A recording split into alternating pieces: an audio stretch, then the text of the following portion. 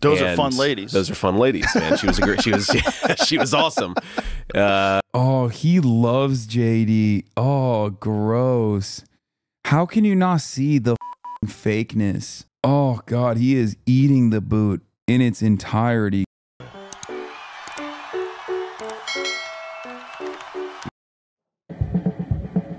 Rogan Podcast, check it out. The Joe Rogan Experience.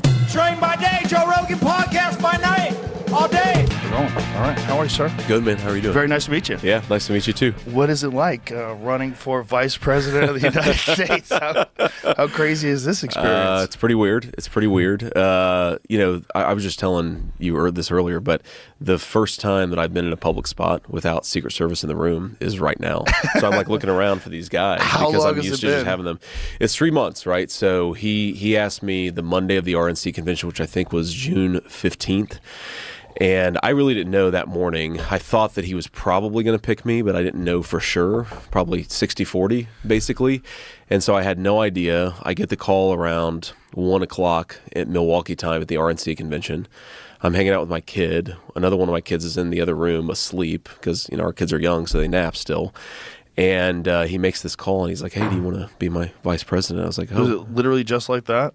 Well, actually, what happened is I get a text message from a staff member on his team that says you just missed a very important phone call. And I don't know, you know, because there's so much inbound traffic that I think it just went straight to voicemail. So I call him back, and I'm like, hey, sir, what's going on? He said, JD, you just missed a very important phone call. I'm going to have to pick somebody else. You know, so I'm about to shit a brick here. And then he says, no, I'm just kidding, obviously. I want you to be my vice president. And the funny thing is, you know, my 7-year-old is in the background, and he has no idea what's going on. And I love that, right? It's one of the good things about this. He has no clue what's going on. He's like, Dad, who are you talking to? He's talking about Pokemon cards, right? And you know, Trump hears my son in the background. And he's like, shut the fuck up, you stupid fucking piece of shit. I hate you. I hate you so fucking much. Is the real story that happened. But everyone was like, ew, you're gross. You're like a gross monster for saying that. So he changed his story to whatever he's delivering now. He literally was just like, you're a idiot. Shut the fuck up. I'm talking to the fucking president, dumbass. And he says, well, who's that? And I said, that's my 7-year-old son, you. And he's like, put him on the phone. So ew, ew, ew, Joe. You have no fucking respect for yourself. You goddamn ape. And Trump kind of chuckles, but also is probably judging me because it was a somewhat inappropriate joke for a 7-year-old to tell. But yeah, here we are. Well, that's the only ones 7-year-olds remember. That's right. Well, it's like, you know, I have terrible language. I mean, it's one of my many flaws. But I was raised by my very working class grandmother, and she was actually very interestingly, she was a very devout Christian, but she also had, you know, a language that would make a sailor blush. And so I talk like that because I was raised by this woman. Those are fun ladies. Those are fun ladies, man. She was a great, she was awesome. Oh, he loves JD. Oh, gross. How can you not see the fakeness? Oh God, he is eating the boot in its entirety. God damn. Why'd you skip like 30 seconds after pausing? I just wanted to move along with this, like, my child story. I don't really care about it. She was an amazing person, a huge personality, right? We called her a force of nature because she was such this big personality. But my wife's rule is, you know, basically he's only allowed to cuss when he's telling this one joke. So that's hilarious. Yeah, so he told this joke to Donald Trump. Yeah, exactly. He says it 14 times a day. Yeah, early on, I told my kid. I agree. Well, because they judge you, right? The other parents judge you. How old are your kids? Well, the youngest ones are 14 and 16, and I have a 28-year-old. Okay. But when my 14-year-old was 2, we were on a... I'm just going to look at some of the highlights in this interview. I don't want to listen to everything. Here's here's a wonderful moment. I think that, frankly, I wouldn't be surprised if me and Trump won just the normal gay guy vote. Oh, because, sure. Again, they just wanted sure. to be left the hell alone, and now you have all this crazy stuff on top of it. And I think that, frankly, I wouldn't be surprised if me and Trump won just the normal gay guy vote. Oh, because, sure. Again, they just wanted to be left the Oh my God, he talked about AGP. There ain't no fucking way, dude. He is so perma-fried from being online. Oh my Lord, dude. That is insane. Okay. I make an exception for myself for knowing what this is because of my endless amounts of coverage on transphobia. But if you're like a straight white guy, okay? If you're a straight white guy and know what fucking AGP is, like you're really tapped in. You're really invested. JD Vance on Joe Rogan's show talking about AGP, a discredited theory about being trans that states that being trans is just a fetish. Yeah. You have to be like a 4chan chaser to know what the fuck it is. Yeah, autogynephilia, chat. I don't think trans people know what it is. Brother, you aren't the only pro-trans guy. No, I'm just saying that like you would have to, the only way you would know what the fuck this is if you're like a normal person that isn't like constantly thinking about trans issues is if you have encountered it in the fucking wild. And the only way that you encounter this in the wild is if you hear it from like either trans Twitter, your trans friends making jokes about it, or potentially from a rabid transphobe. I'm trans, I've never heard about it. Autogynephilia is like the idea that trans women are still biological males who have a fetish, as a male's propensity to be sexually aroused by the thought of himself as a female. Anyway, that's wild shit. Cool stuff from the normal gay guy. Anyway, Joe Rogan gives a more damning review of Tony Hinchcliffe's MSG performance than I possibly could imagine. But I think Don Rickles was almost like, he was in this category of ultra famous comedian, right? He was in this Dave Chappelle type category where just seeing Don Rickles, all of a sudden it was a comedy show. He's based on a study that found that most trans women feel sexually aroused by being seen as a beautiful woman. The reason it's so easily debunked is if you do the study with cis women, they also feel sexually aroused when they get to feel pretty by a romantic partner. Like, oh my God, Don Rickles is here. Tony Hinchcliffe does not have that, right? If Dave Chappelle went up and did 10 minutes in front of Donald Trump or 10 minutes in front of Kamala Harris, that's a different thing. Because it's like he's a cultural icon and you immediately go into stand-up comedy mode. Like, oh shit, Chappelle's here, right? That's what Don Rickles had with Reagan. Tony doesn't have that. It's a bad thing to do. The whole thing's bad.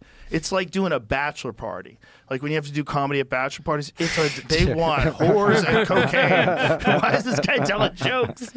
But it's just a bad environment. It's a bad environment for comedy. And, you know, that joke, I would have told him, don't you fucking dare do that joke. I never, like, sat down with him. I didn't know what bits he was going to do. But then I heard he did that joke. I was like, oh Jesus, Tony.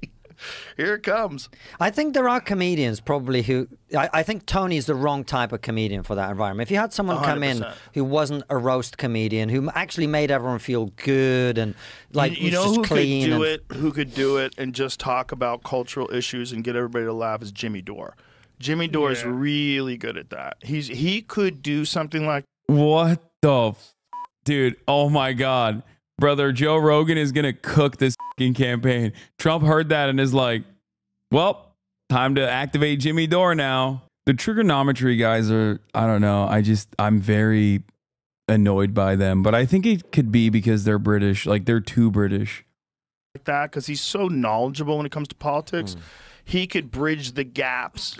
Ew, this guest is extremely pro-Israel and anti-Palestinian and anti-Muslim. Yeah, it's the Joe Rogan experience. That's not shocking. Between humor and fact and reality and what we're up against. He could do that. But it's not Tony's wheelhouse, man. Tony's just talking shit about people's clothes. Yeah, Joe literally said Tony would have been perfect not that long ago. For a lot. Anyway, here is JD Vance to Rogan on Sharia law in Minnesota. A lot of people, worst case scenario, when they start thinking about religious influence on the way they're allowed to behave and the way their state is governed. Worst case scenario is a state adopts Sharia law. This is worst case scenario. Yeah. Bro, we are not living on the same planet with these fucking people, man. I'm sorry. It's just like what the fuck are you saying, dude? What are you saying? Do you hear the words that are coming out of your fucking mouth? Like, worst case scenario is a state adopts Sharia law. Yeah. And I think all these people that would cry against the concept of Islamophobia really need to understand what that means and what you're talking about. What are you saying? First of all, I don't think any single fucking person that is advocating against Islamophobia, okay, saying that this is damaging, is also simultaneously going, and we want Sharia law. I'm a person who fucking combats Islamophobia. No, there is no world where I'm saying like we need to be following any religious doctrine, let alone the false interpretation of like Islamic doctrine, whatever the someone saw fit, whatever some fundamentalist decided is the appropriate standard. We are like saying this in the state of Texas is additionally funny. Okay, dog, you literally have Sharia for Christianity right now, but it doesn't read in the same way because you don't see Christianity as a threat in the way that you see Islam as a threat. America is barreling down, spiraling out of fucking control with religious fundamentalism of the Christian variety. This fucking dipshit has not one, but two of the prominent fixtures of said decline on his show back to fucking back. JD Vance even nuttier than Donald Trump in terms of like Christo-fascism. Okay. Like Donald Trump is a narcissistic New York liberal, zesty, asexual, biromantic queen. Okay. We know this already. He loves opera. He loves Broadway musicals, yada, yada, yada. He doesn't give a fuck about Christianity nor the Bible. He just likes to act like he does in an effort to fucking lure in suckers. JD Vance, on the other hand, is a uniquely demonic figure. He is a real recent convert, okay? And this fucking dipshit is interviewing potentially the next vice presidential candidate who, if given the opportunity, would abso-fucking-lutely implement Christian fascist principles, like Christian fundamentalist fascist principles in this country. And he's like, you know what's a real problem? Sharia law. What are you saying? What is the Christian equivalent of Sharia law? Here's a quick example. Not allowing women to vote. Revoking women's right to choose a medical procedure that they should be allowed to get. No fault divorce being banned. You know, any number of different things. Yeah. Not allowing gay people to get fucking married. Not allowing trans people to exist. Now, of course, for Joe Rogan, all that stuff is good. It doesn't read as like religious fundamentalism. Talking about, and to say that that's an outrageous and ridiculous idea that's never going to take place, it's kind of already worked its way into some societies. It has. It has. And there are, is it Minnesota that has call to prayer? Like, is it Minneapolis? I don't know where. I know that there is a place in Minnesota, I believe, where they have prayer calls as a matter of local government. I do think that's happening. What? Are they saying that there is a call to prayer in a fucking majority Muslim area? So there's like mosques? Is that what he's saying? Because a call to prayer is the same as a fucking church bell. What the fuck are you? What? What the fuck? Minneapolis becomes first major U.S. city to broadcast Islamic call to prayer 5 times a day. Minneapolis will allow broadcast of the Muslim call to prayer at all hours, becoming the first major U.S. city to allow the announcement or azan or adhan to be heard over speakers 5 times a day year round. It's literally the same principle behind a fucking church bell. What are you? What? Ezan is how we say it in Turkish. I'm from Australia. Is freedom of religion just not a thing in the U.S.? I mean, it is, or it's supposed to be, but I think they're just racist. I don't know. Like, I mean, that's what it is. It's got to be it, right? I literally live in Minneapolis. Not one person complains about this. Not one person. Not really. The prayer is saying for 5 minutes, at least when I was in Iran. Okay. Someone needs to explain to me what the problem is with the call to prayer being broadcasted from a mosque. Who's in Iran? What's with all the Muslims? Yeah. It's like a Nick Mullen joke, dude. What's up with all these Muslims here? Ridiculously annoying r/atheism, nonsensical fucking bullshit, okay? It's not like religious domination. Islam is from the Middle East, but forget that Jesus is also from Palestine. We think he's from Kansas with blonde hair and blue eyes. Look up Shabbat Siren Crown Heights. Yeah, like, I want to hear the call to science 5 times a day. Yeah, that's what I need. Excuse me, don't say bless you when I sneeze, please. I'm an atheist. I never say, oh my God. I say, oh my science. Bibles in schools is okay, call to prayer bad. No, that's the point. Bibles in schools is not okay. That's a whole different thing. Having one of the major religions that have like a big chunk of the population in Minneapolis have a call to prayer, to me, And maybe it's because I grew up in fucking Turkey and I heard the call to prayer 5 times a day, and it's not a thing that even tracks with me when I hear it. But it's just not, I don't know. It's just not a thing. It's no different than like when I fucking stayed next to a massive church in Australia, and yeah, the church bells rang like a lot. Who gives a fuck?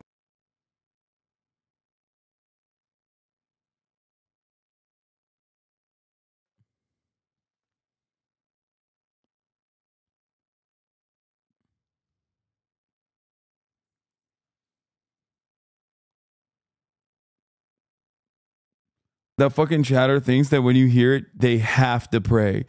Like, bitch, it's not for you. Yeah. Like, what do you think? Like, you think Muslims hear the call to prayer and then activates like their Islamic, anti-American, anti-Christian beliefs? Is that what it is? That starts getting real weird. Yeah.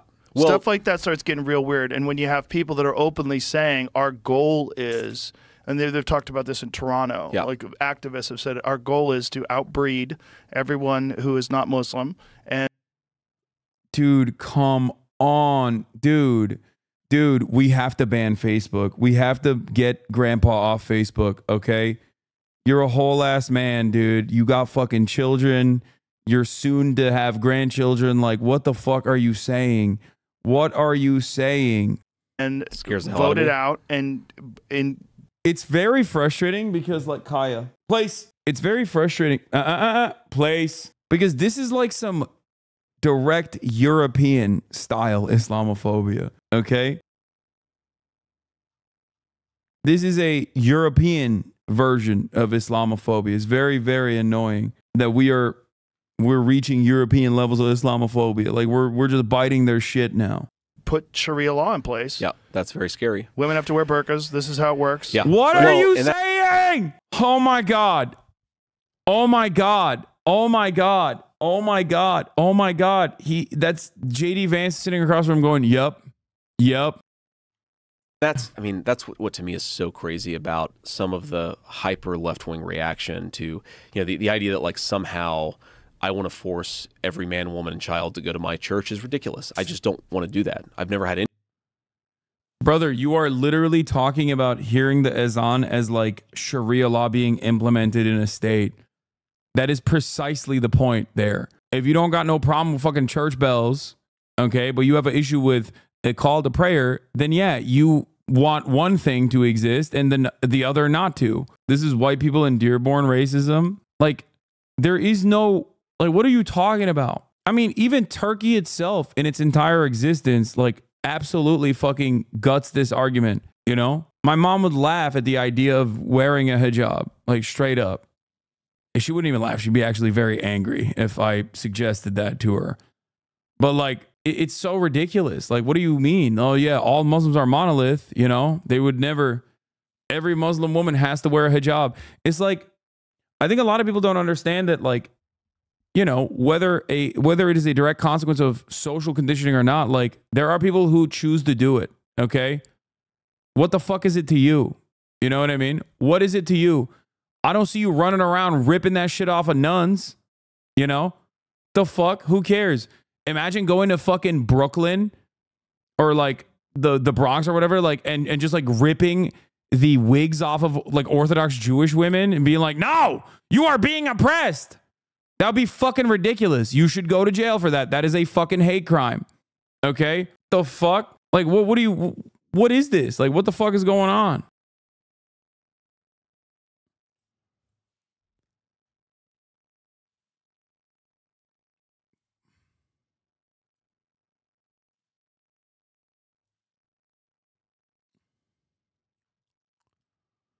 I feel like Joe Rogan would be the type of dude who'd want to mandate everyone wake up at 4 a.m. The Fajr Adhan would help with that, bro. I mean, you're not wrong. Islam in that sense is the perfect religion for Joe Rogan. It's the wake up at 4 a.m. religion. So, you know, fasting too. Joe Rogan loves fasting. Yeah, I heard these Muslims, they do fasting. Bro, Joe is way too close in proximity to the UFC to be able to talk like this about Islam.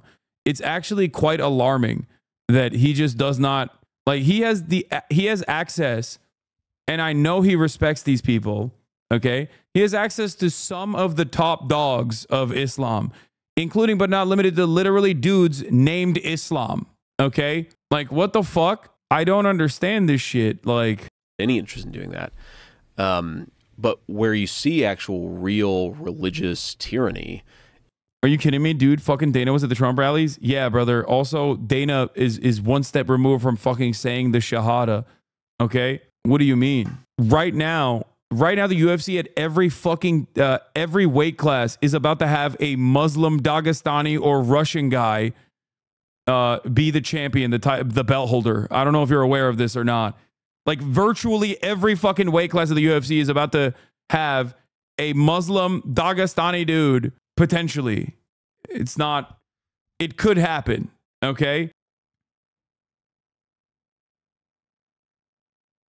No, I'm saying it's 3 weight classes. Alex Pereira is also Muslim, so there's that. Wait, what? I'm a Muslim progressive fan of the UFC. It's so sad seeing some of the fighters on the caucus being fans of Donald Trump. Why is that a bad thing? Did I ever suggest it as a bad thing? I did not. I'm saying that if there's one person who should be, like, directly humanized, okay?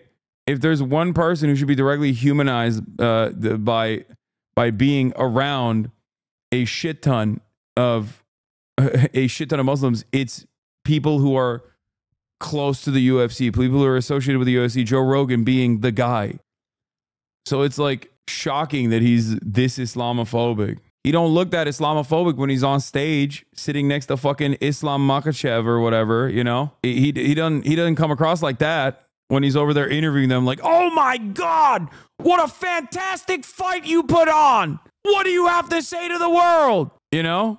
What's that about? Why are you acting different over here? Those guys, well, that's a person, not a religion. Yeah, but he's speaking disrespectfully about that person's religion, these people that he respects. Sometimes you have to connect it to the person, the religion that they believe. Yeah, they do like fucking, they literally say Allahu Akbar before they fucking go and fight. Brothers will not take kindly to these brothers. Yeah, it's not just that. It's also like these guys have literally caused, I think it was Sean Strickland, into submission, okay? They got one of the dumbest, most racist fucking MMA fighters on the... That is a very target-rich environment to openly respect Islam, the religion, okay? They also secretly use steroids. Okay, Cope. Muslims are only good under 155. No one cares about weight below 170. They also secretly... This is the Islamophobia hour right here. It was my personal 9/11. Also, it's pretty funny to say this when John Jones exists, who happens to be Dana White's favorite fighter. Seems to me like there's a little bit of a double standard here. They're using steroids. Dana White is John sexual? Yeah. Is increasingly in Western societies where you've had a large influx of immigrants who don't necessarily assimilate into Western values, but try to create, I think, a religious tyranny at the local level. And if you think that won't happen at a national level, you're crazy. Hey, people will swim in the ocean, even though there are definitely many corpses in it. People will not swim in a pool with a corpse in it. What is your dead body to water ratio? That's actually a fantastic question. The answer is I don't go in the ocean. And now you've given me another reason as to why I shouldn't go in the ocean. New energetic entrance of Hamzat Chimaev. One of one, a force unlike ever seen. Here is Hamzat Chimaev, the Chechen Swede, 12-0 in his mixed martial arts career. DC 6-0. Every single fighter does this. Literally every single one. My favorite thing about the Dagestani camp is that they all speak, like a lot of them speak English. I think it's fantastic. They're so fucking smart. They literally are like, yeah, you need to speak English so you can do promo, so that Dana White will let you, you know, Dana White will give you better opportunities. And they all fucking do it. Hey, first of all, I want to say, Alhamdulillah, God gave me everything. Alhamdulillah. I know you got this. Don't like this. Alhamdulillah. Tomorrow night, I'm gonna smash your boy, guys. I'm gonna smash your boy. Again, full mount. Back mount. There's the choke. He's got it. It's under the neck. There it is. Nope, it's on the What was he saying in this? He's like, go to sleep. chin. There's the tap. Still undisputed. Khabib Nurmagomedov has finished Conor McGregor. And alhamdulillah, undisputed, undefeated UFC lightweight champion. Hamzat on Palestine after post. Hamzat still undefeated. What a fantastic fight. Hey guys, salam alaikum, Abu Dhabi. Guys, you know what's happening in the world now, right now? I wasn't happy in the cage fight this week. Oh, see the kids.